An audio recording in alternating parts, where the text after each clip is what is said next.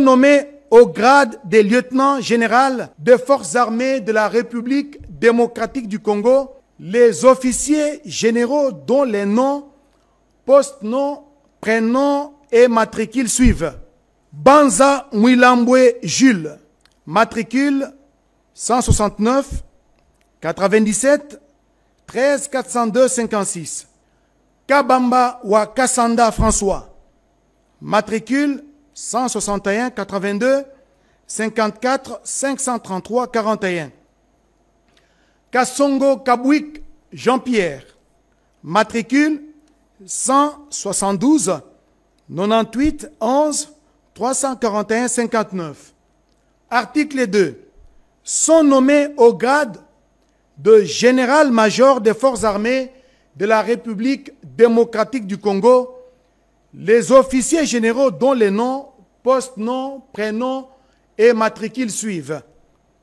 Maloubuni Martin, matricule 155 79 430 79 83.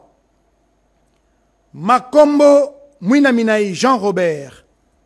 Je reprends. Makombo Mouinaminaï Jean-Roger, matricule 161 85 029 06 94.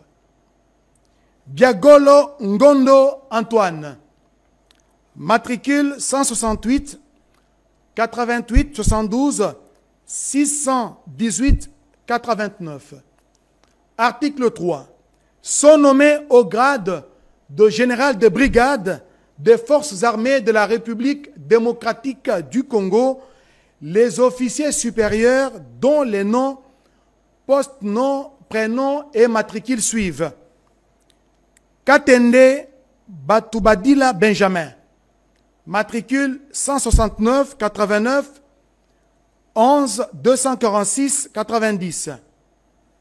Maloba Mwila Eric, matricule 175 99 97 198 01.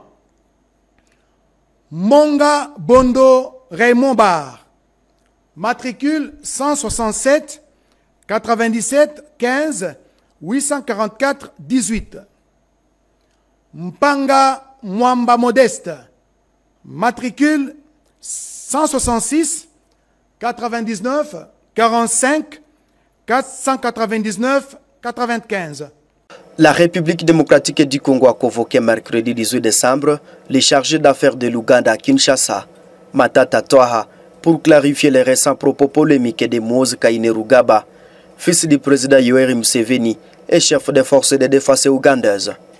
Ce dernier avait publié des messages menaçants sur X, ancienne Twitter. Celui-ci avertissait d'une attaque contre les mercenaires opérant aux côtés des forces armées dans l'est du pays à partir de janvier 2025. Ces déclarations surviennent dans un contexte de tension régionale où l'implication de l'Ouganda dans la traque des ADF aux côtés des FARDC soulève des interrogations. Le gouvernement congolais a alors convoqué les chargés d'affaires de l'Ouganda à Kinshasa, Matata Twaha, pour comprendre les propos polémiques de Moise Kainerugaba, fils du président Yoweri Museveni et chef des forces de défense ougandaises. Celui-ci avait écrit, je cite, « Je vais donner un seul avertissement à tous les mercenaires blancs opérant dans l'est de la RDC. À partir du 2 janvier 2025, nous attaquerons tous les mercenaires dans notre zone d'opération. » A-t-il publié sur son X. Ce Twitter a été supprimé peu après sa publication, mais il a déjà suscité des réactions au niveau diplomatique. Matata Twaha, le diplomate ougandais, a été convoqué par la ministre des Affaires étrangères de la RDC, Thérèse Kayikwamba. Il dit avoir pris note des préoccupations du gouvernement et il a promis les rapports aux siens.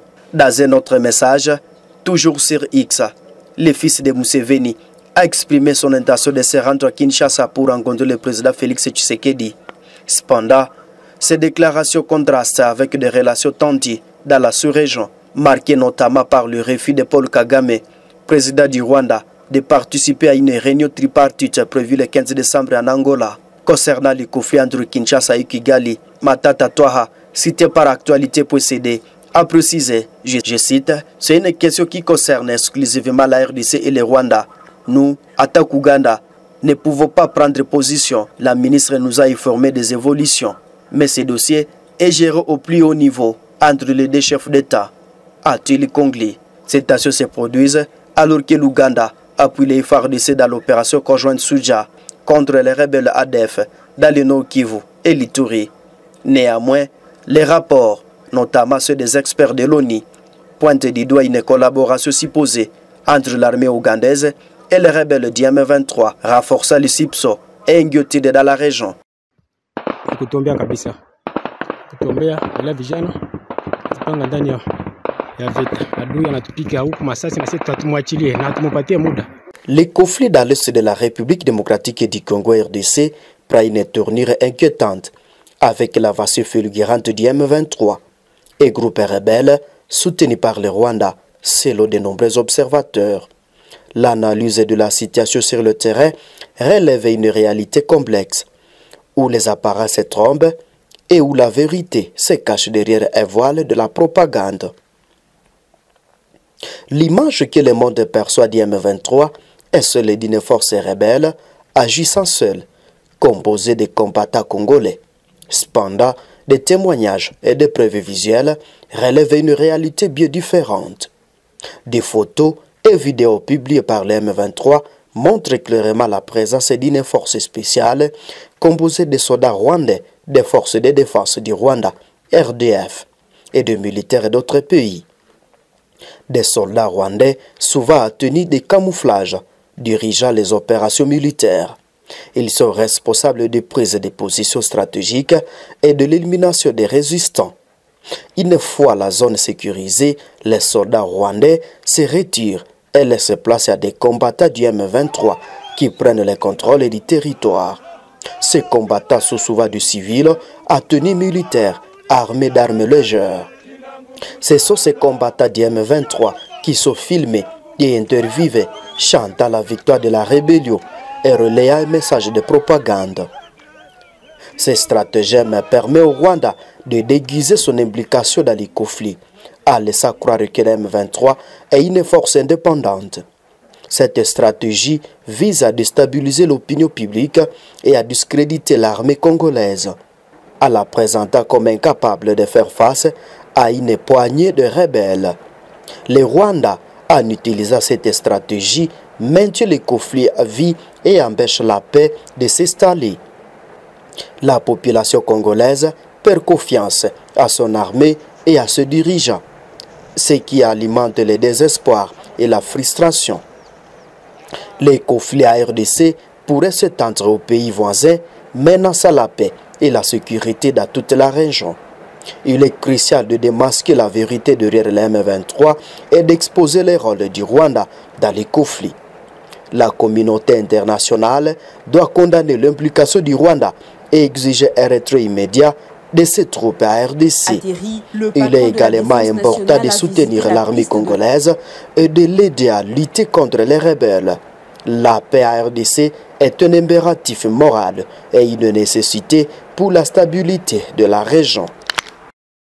Depuis mercredi dernier, des équipes de vaccinateurs, accompagnées des relais communautaires, parcourent les quartiers pour administrer des doses de vaccins aux enfants de 0 à 5 ans. L'accueil dans les ménages est généralement positif, ce qui témoigne d'une sensibilisation accrue des parents à l'importance de la vaccination.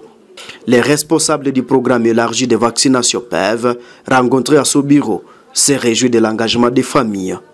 Ils notent que les statistiques élevées sont dues au déplacement des populations entre différentes zones, ce qui a fait que 946 000 Saïdi enfants ont été vaccinés au lieu de 994 945, soit plus de 4 000 enfants de plus.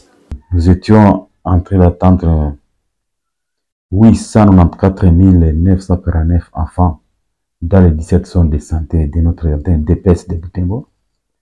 Nous avons pu atteindre, nous attendions plutôt 946 210 enfants. Nous avons pu vacciner 994 949 enfants, dont 423 56 garçons et 471 894 filles, ce qui nous a fait une couverture vaccinale de 94,6%. fait de compte, ce sont de bonnes données et aussi les résultats n'est pas mauvais, c'est de bons résultats. Toutefois, il a rappelé que la sécurité reste un obstacle majeur dans certaines zones, comme Kaina, où les enfants n'ont pas pu être vaccinés pour cette 4e phase. Parmi les données que nous avons actuellement, celles de Kaina ne sont pas reprises dedans. Il y a eu beaucoup de défis. Les défis d'abord sécuritaires, tel que je l'ai dit tantôt. Il y a eu les défis climatiques. Nous avons vacciné sous une grande pluie. Et les enfants, parfois, n'étaient pas joignables à cause de la pluie. Et aussi, il y a eu d'autres centres qui n'ont pas été atteints par les vaccinateurs. C'est par exemple dans les zones de santé de Mangorijipa, où la vaccination s'est réalisée seulement au niveau de Mangorijipa centre. Il y a aussi les défis toujours sécuritaires à Wicha, où aussi les enfants sont été recherchés difficilement à cause des activistes ADF qui étaient en train aussi de gêner la quiétude de la population à leur niveau. Ce qui est bon, c'est que quand même, le nombre d'enfants attendus est presque en train d'être atteint. Et nous croyons que d'ici là, tous les enfants seront atteints. Pour rappel, la vaccination contre la poliomyélite concerne les enfants de 0 à 59 mois. Chaque enfant devra recevoir un total de 4 doses pour être totalement immunisé.